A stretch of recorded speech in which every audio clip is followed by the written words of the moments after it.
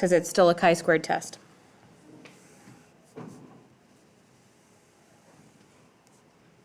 All right, it's a right-tailed test, like usual. Here's our null.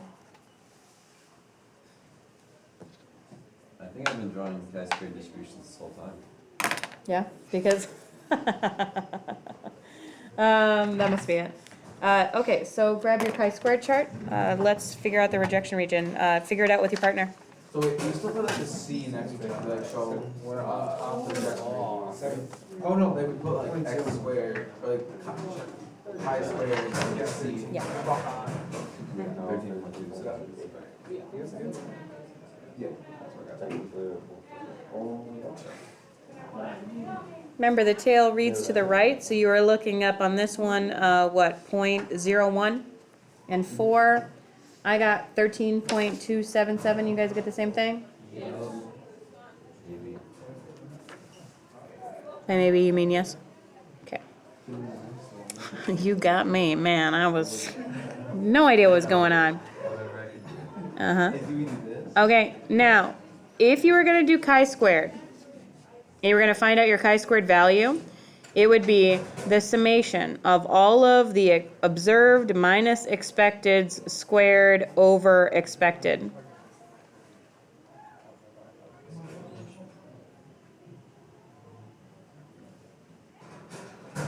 But I'm not going to make you do those. In fact, in your homework, I'm also not going to make you do any of them by hand.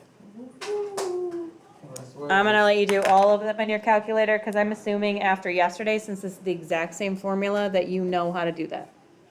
Okay?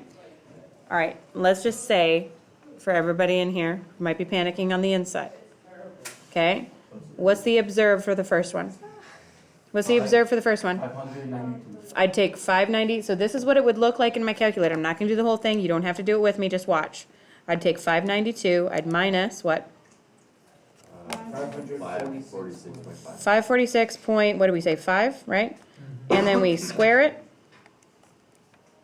Oh, maybe 0.6. and then we divide by, I don't remember, what did we have on the other side? We had 5. 5, but on the graph. I know, I was looking at this one, right, the ones where we did for the nearest tenth. Okay, and then divide by expected, which again was 546.5, right? And I'd say plus, and then I do all of them, all 10 of them. Okay, yuck. We're not going to do it right now. We're going to do it by your calculator because I'm going to assume that you can recognize that formula if you see it, and which is what it would be on a multiple choice. And if it was on a free response, you would use your calculator, right? Okay, so we're all going to go to stat, tests. You're going to hit chi-squared test this time. It does not look like chi-squared goodness of fit test. It's just the chi-squared one. Okay. Now, here's the cool thing. Let's see if I get it right, though. I shouldn't say this before I start. Yep.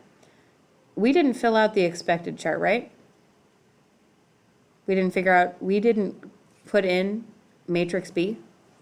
Does it adds all of them? It'll do it for you, yeah. Why does it have us put B in then? What? Why does it have us put B in then? We didn't put in B. No, like when it asks the question, it says B and A. It's because sometimes the expected. Like, It you just, go into it's the- asking you where it wants you to go. Okay. In fact, there's been times when, I've had kids who've gotten upset because they've, the B keeps changing on them, because they calculated the B wrong and they put it in, and then the calculator calculated it and just wrote over their answers, and they were like, what's going Is it on? filled out now then? I believe so.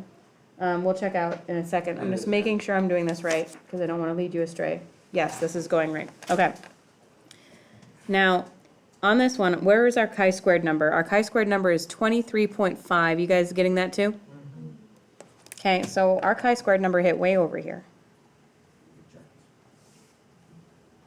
23.5. So what does that mean? I reject the.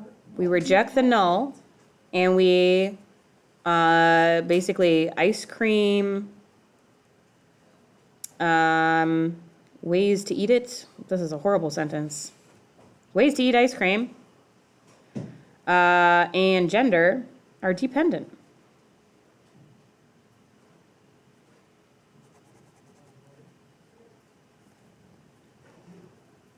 And you can say that without even being sexist.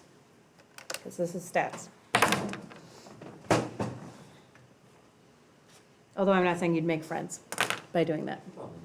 You went up and said, oh, you like to eat your ice cream in a cone? Did you know that girls tend to like ice cream in cones more than boys do? And they'd be like, where'd you figure that out? And be like, I did a chi-square test on it, actually. Observed and expected frequencies in a matrix with 2,200 data points. And they'd be like, okay, you might be right, but I don't want to hang out with you. Okay, so maybe you keep some of those thoughts to yourself, is what we've When learned. we have stats. Hmm? Who needs them when we have stats? That's right. Yeah. Just get rid of all your relationships, Gustavo. Bye, Ryan. I'll let Quinn know.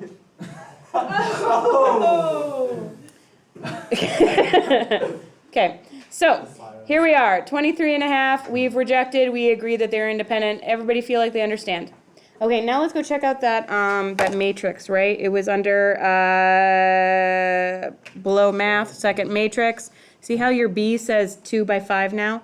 What I was worried about, Zach, is that if we didn't erase B first, because you and I already had stuff in there, that it might not be okay with it. So we're gonna try, I'm just gonna try an experiment. You don't have to do it with me, everybody watch. Let's say I was doing a edit a 2 by 2 matrix instead, okay? I'm gonna do the exact same test as this time. I'm just gonna do a 2 by 2. And I'm gonna leave this time, so if you go look at my matrix, see I'm leaving that 2 by 5 in B. So now I'm gonna hit stat, test, chi-squared test, draw.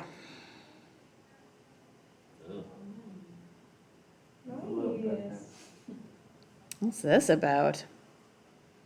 Just a smaller degree of freedom. The chi-squared's really over there, but okay, going back here, this might be not, oh, of course that was a stupid thing, because remember the degree of freedom was n minus the 1 minus 1 and the other minus 1, so it'd just be 1, which is a pretty dumb degree of freedom to use, right? That's very low, not a good choice. But anyway, do you see that it did fix it? It made it into a 2 by 2, so you don't have to clear it like I thought maybe, Zach. Okay, your homework is on this.